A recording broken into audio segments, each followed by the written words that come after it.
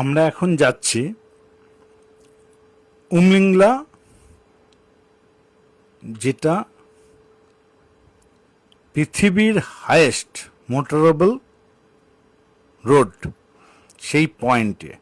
সেই জায়গাটা 19,024 ফিট। আমরা রওনা দিয়েছি হাংলে থেকে। এখন যে রাস্তাটায় রয়েছি উমলিংলার কাছাকাছি, এই রাস্তাটা চাসুমলে থেকে ডেমচক যাচ্ছে।